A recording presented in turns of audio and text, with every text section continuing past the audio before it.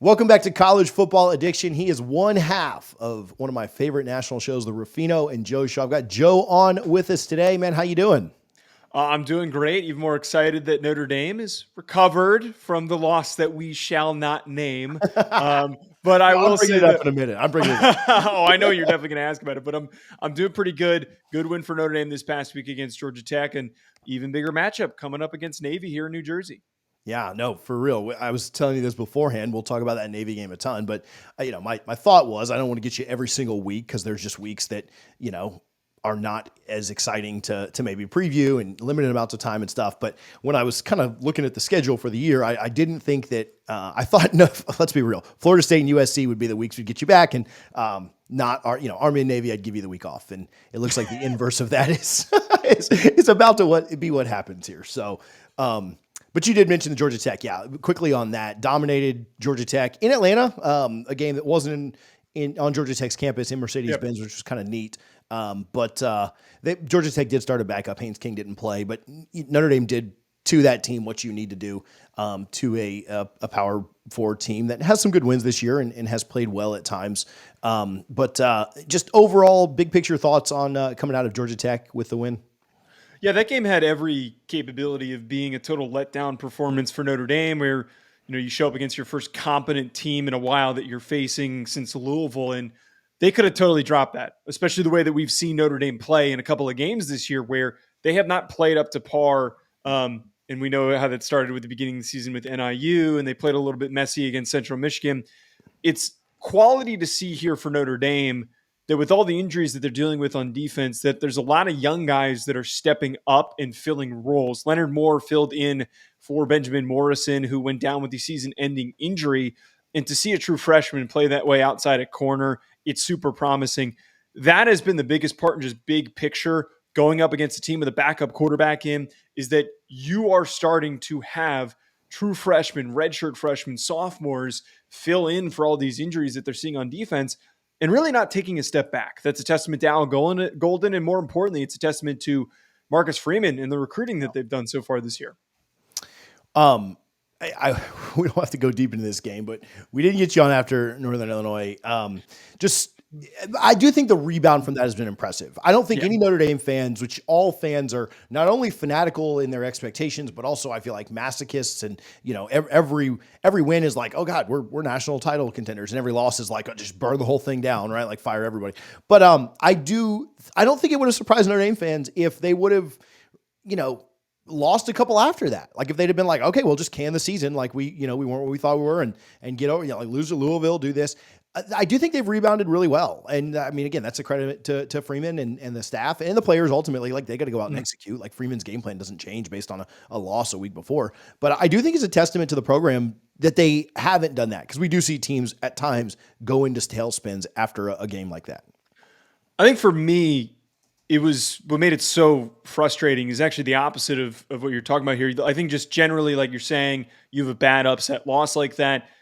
It's always quick to tailspin. It's always quick to kind of get really negative and pessimistic about how the rest of the season is going to fill out.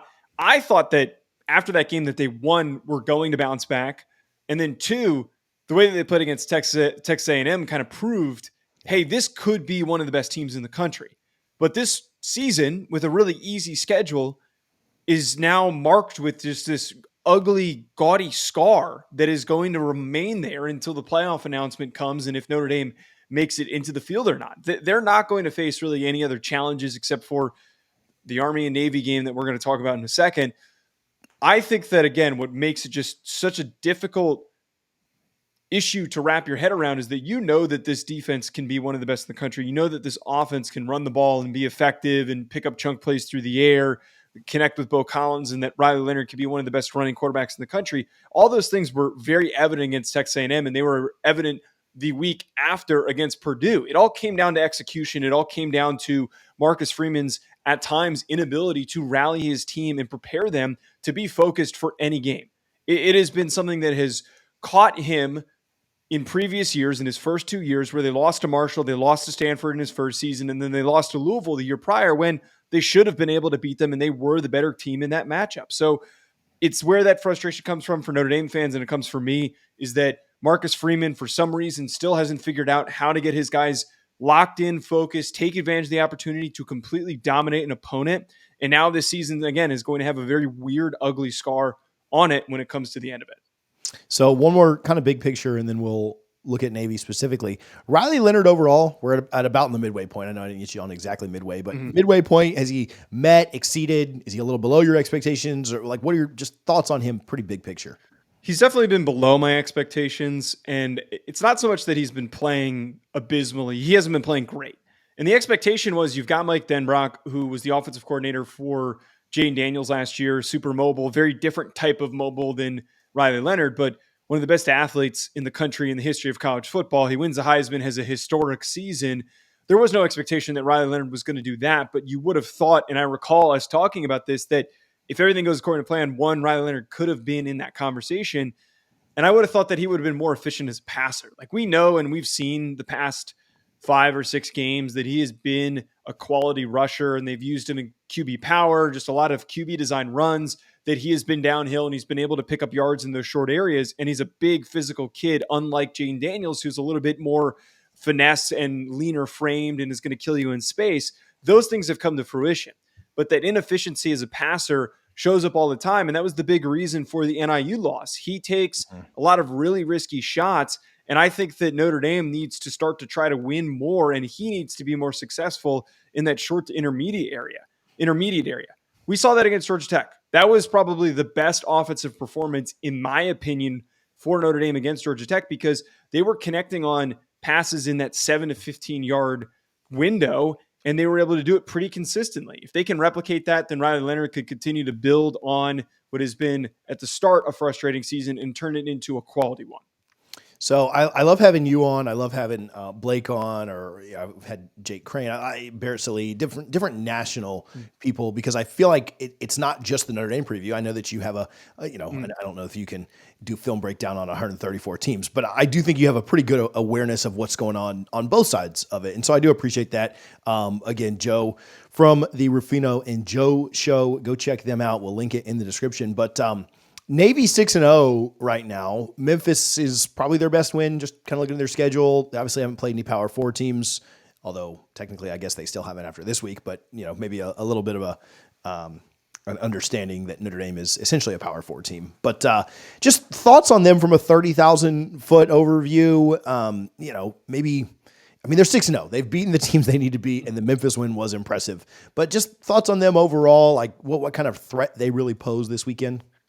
Well, first of all, Notre Dame and Navy have always been a very highly contested game. No matter what year it is, Navy is always going to be scrappy. They're never going to have the same talent level as SEC teams, Big Ten teams, or even Notre Dame, but they're always well coached. They're always efficient when they've got good coaching staffs. They know how to grind you out and outperform you, out-effort you. They will find ways to win in the very small areas of the game. That was what we knew them for being so great at, was running the triple option. And now they're running a little bit more of like a spread option type of a scheme where they're not afraid to throw the ball. They're taking not shots, but it has been more balanced of an approach than we've seen in the past. That's not saying very much, but to average over 100 passing yards per game has been a big step up for them. They're modernizing their offense, and that is something that Notre Dame needs to be ready for and prepared for doing.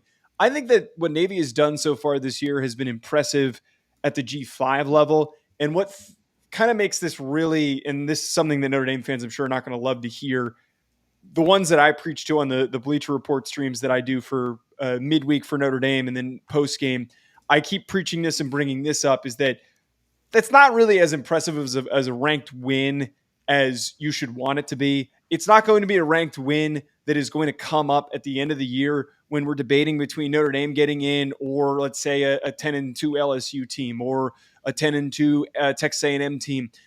Teams that play in the SEC, teams that play in the Big Ten are playing harder schedules. Just because Notre Dame has a win over a ranked Navy team does not mean that ranked qualifier makes them look better. It's a nice win. It's a tough opponent, but we all know that there is a separation between all these teams and all these other conferences and who they're facing, and Notre Dame beating Navy. I don't want Notre Dame fans to start yelling and saying that they're back and they've got this big win. And I think most of them are realistic enough to not do that.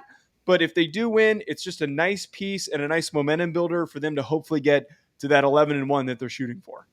Yeah, I think you're right. The win over A&M earlier in a SEC team is certainly going to help. I think that, to be very fair with you, yeah, SEC, like a 10-2 Bama, right? They win out, right? They beat LSU on the road. They win in the Grove, like they maybe play Ole Miss at home, but either way, like they win their games and get to 10-2. A 10-2 Bama, and maybe Bama's not the best comparison. Maybe an LSU would be a better comparison. A 10-2 SEC team versus Notre Dame, I think the 10-2 SEC team is most likely going to have the more impressive resume, the better two losses as opposed to the Northern Illinois loss. What'll probably help Notre Dame is that at the end of the day, this is and I'm certainly still bitter talking about this is a made-for-TV invitational that Notre Dame, as much as LSU might be a better team or Alabama might be a better team or whatever, Notre Dame does get more eyeballs. And so like that is something that they like to say that doesn't matter, but I just promise you that matters. Like it. And I think the committee kind of proved that to you last year. Like that does matter. And what Florida State, I don't know, man, like I'm over that. Well, I'm not over it, but I'm done fighting that battle. But it's a great point. And frankly, well, right. They want to put out a good product. And yes, that 1000% factored into the Florida State decision last year that nobody wanted to say out loud was they didn't want to put up a third string quarterback or a backup quarterback for Florida State because they were worried it was going to result in a blowout and that people were going to tune out of the game. I personally, from Notre Dame's end, like I really kind of hope that that's not why we get in and why Notre Dame gets this opportunity is just because it's going to generate the most eyeballs. I would like for, and this is why it all comes back to why the NIU loss is so freaking frustrating, is that I don't want to be given a handout. I would like to earn the opportunity to play in the playoff, and I think Notre Dame fans should have the same level of pride in hoping for that as well. And one more angle to throw in here with other teams that they're going to be competing with, there's a potential for a 10-1 BYU team. Say they lose to Iowa State in the Big 12 championship game. That debate will be had. Indiana could be 11-1 at the end of the season. That's a debate that could be had, certainly. There's just so many options here right now, the way that this playoff field is unraveling, that if Notre Dame has one loss, they could be arguing with other teams with one loss that have more difficult matchups that they've faced throughout the season. Yeah, without a doubt. I don't know. I get the whole pride thing. I'd rather just go. if I was to tell you, like, hey, you run a race against Blake and the winner goes to Disney World and then Blake wins the race, but I'm like, I like Joe more. He's going to go to Disney. Like, you're going to have just as much fun on Space Mountain either way. Like, you're going to have a blast. So, I think I'd take you in a race anyway. So Blake's get out of here. I would be. I've met Blake in person. I would definitely beat him. Don't show this to Blake though. Yeah. Well, he was a lineman. I was a long snapper. It should be the case. Speaking of Blake Horvath, they're running. Yeah, great transition there. Running and passing threat. A guy that you probably wouldn't beat in a race. Running and passing threat leads the team in both passing and rushing. And obviously their style of offense is not something that anyone ever likes to play against. It's kind of like when you're saying like, oh, would you like to, how well equipped are you to stop Jalen Milroe as a running quarterback? Well, we're not, because he's amazing. Navy's offense forever, just something, kind of like the old Georgia Tech stuff, something you never really wanted to play. Athlete for athlete, certainly Notre Dame has the advantage here, but how much worry does the style of play that they are kind of give you? Well, this is always something, and I know that historical, looking back at how this matchup in this rivalry has been doesn't really have important context for what's going to happen this year. But this has always been something that when Notre Dame has to face off with these more compact, elusive Service Academy quarterbacks, they've given them fits. There have been plenty of years where these Navy and Army quarterbacks have caused problems for Notre Dame when they've faced off with them. So they need to play, and I think why I'm optimistic that Notre Dame is going to be fine is that right now they're playing really fundamentally sound, just technically refined defense. They're not really doing anything that's that overtly complicated. And we saw that against Georgia Tech, where they kind of just sat back and said that we're going to come after you with a 4 or 5 man rush. We're going to try to confuse you a little bit with coverages, but we know that our guys are better coached than yours, and that's how we're going to win. Notre Dame can do that in this game. The only game that they didn't accomplish this was against NIU, but they 1000% can do that. And that's what it comes down to winning. It doesn't matter athlete for athlete, scheme for scheme. If you do X, Y, and Z, and you need to blitz this amount and you need to do this in these situations, this is the type of a game when you go up against Surface Academy. Are you fundamentally gap sound, making the right reads, you're taking the right keys, and you're attacking downhill? The perfect example of this for, fans are kind of questioning, like, what does that really mean? Vanderbilt versus Alabama this year, Vanderbilt ran a lot of speed option. It requires your defense to make the right read when the quarterback has the ball before he pitches it. Everybody has a responsibility. Somebody has the man, somebody has the pitch man. Can you come in downhill? Can you make a play on the football? Notre Dame needs to do that, and I have full belief that they're going to be able to accomplish it. Yeah, it's funny that you mentioned that, because my big note for Navy when I was watching some of their stuff earlier today was how fundamental they are, how well they do a good job of taking care of the ball. A couple of picks, a couple of fumbles. I think they're plus 12 in the turnover department. Obviously, they're taking less risks than a lot of teams are, so that does play into it. But they take the ball away a decent amount for, again, competition they've played. That's all kind of there. But they for a good group of 5 team, they've certainly, they're one of the better ones there. That's why they're talked about in the conversations, and that's why they're ranked. And so it's interesting to hear you kind of say the reverse of that. Well, to beat a team that's fundamental and takes care of the ball, you need to be fundamental and take care of the ball, right? And so it very much makes sense. So I'll ask you this and we'll close, but 13.5 point favorite after opening at like 11.5. Even ESPN says there's a 91% chance. Not that FPI is the end all be all, but do you like the spread? Does the spread feel a little bit big to you? And what are your thoughts there? One of my biggest things that I've been pushing with my betting picks this year, and I've had actually very good success. I do a weekly segment on VSiN and hitting 70%, and I have made very important notes here whenever I get asked about betting on Notre Dame. Don't do it. Notre Dame will always find a way to allow for an opposing team to cover, and this is that type of a matchup. I brought it up with Stanford. They covered against Stanford, but that is the type of game, historic rivalry, where they are going to give their fullest effort. Because their quarterback was banged up, kind of led to that. Same thing with Georgia Tech here. Quarterback was banged up, allowed for Notre Dame to cover. This game is different. I wouldn't touch this. I don't think that Notre Dame, there's a chance that they only win this thing by a score. I would hope that they win with style points and they dominate them. But if there are a couple of bad drives defensively for them, this could be a 7-point game or less that Notre Dame ekes out a win. And it just all comes down to, there's just in the history of Notre Dame's matchups with these big rivalries, they've always been closer than what the sports books expect them to be. Well, if you're looking for a definite spread that they can cover, just wait for 3 weeks and we'll get you back on here and we'll talk about that one. Joe, where can people follow you and find more of your work? At Joe DeLeone on X, and then you can catch Ruffino and Joe Show on YouTube Mondays, Wednesdays, and Sundays. Mondays and Wednesdays, we are live at 7 p.m. Eastern time. TJ, I appreciate it. And this was great getting to catch up, and hopefully Notre Dame wins this game. Awesome, man. Good luck.